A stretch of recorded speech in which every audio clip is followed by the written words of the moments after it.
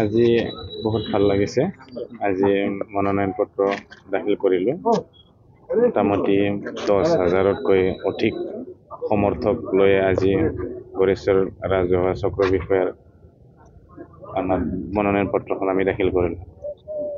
কি ক'ব, কেনেকুৱা অনুভৱ, কিমান ৰাইজক সঁহাৰি দিছে? এইটোতো আনএক্সপেক্টেড, মই ভাবাই নাছিলোঁ যে যিখিনি এষ্টিমেট কৰিছিলোঁ, যিমানখিনি আহিব বুলি ভাবিছিলোঁ তাতকৈ বেছিকৈ আহিছে।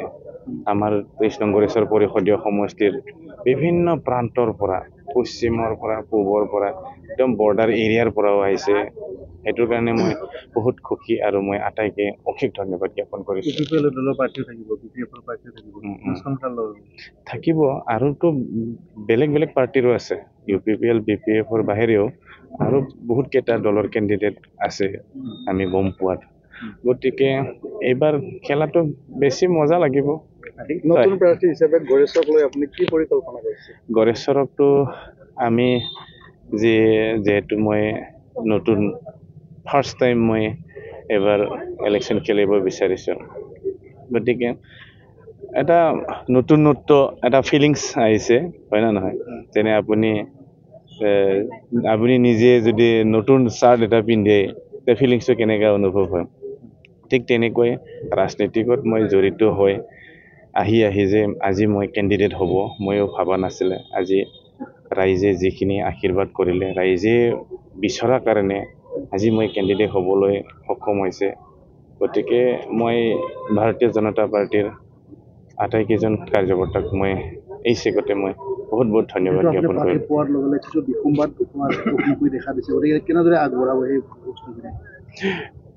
এতিয়া আমাৰ মাজত কোনো তেনেকুৱা বিসম্বাদ হোৱা নাই।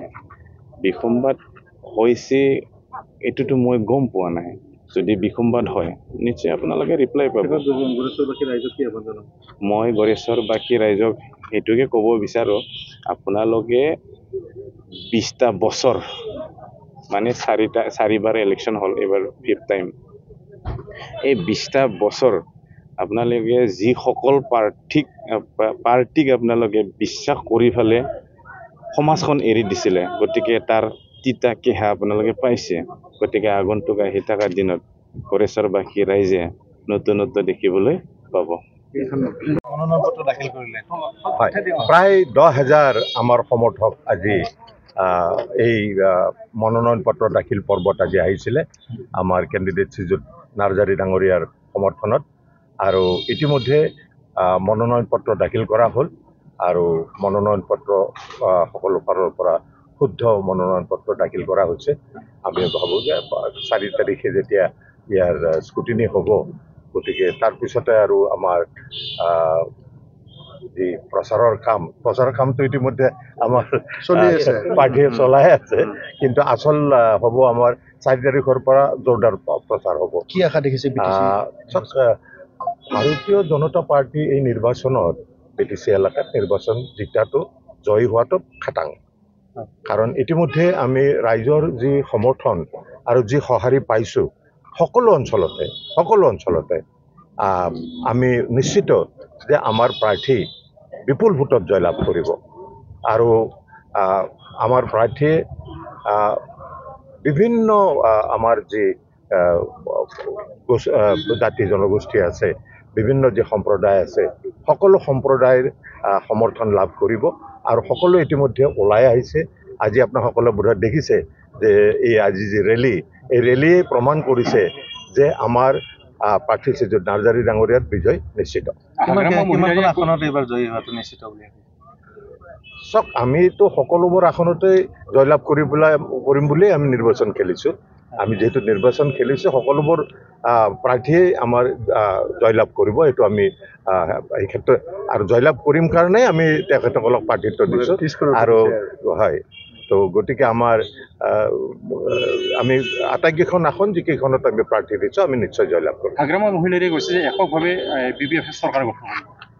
চব এইটো সম্ভৱ। আমি এটা ৰাষ্ট্ৰীয় দল, আমিয়ে কোৱা নাই এইবোৰ কথা।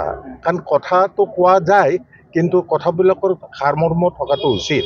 আৰু মই ভাবোঁ যে 100% কোনো দলেই নাপায়, তেখেতৰতো বাদেই দিয়ক, কোনো দলেই নাপায়।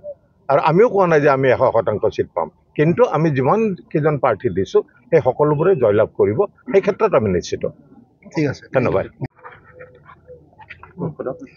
আজি আমাৰ আজি নমিনেশ্যন সন্মানীয় দেৱচান নাৰ্জাৰীৰ এই নমিনেশ্যনত আজি আমি গুৰেশ্বৰ মণ্ডলে আমি 10,000 কাৰ্যকৰ্তা ওলাইছোঁ। তেখেতৰ শুভাকাংক্ষী আমাৰ বিজেপিৰ প্ৰাৰ্থীয়ে শুভাকাংক্ষী, লগতে আমাৰ ভাৰতীয় জনতা পাৰ্টীৰ শুভাকাংক্ষী।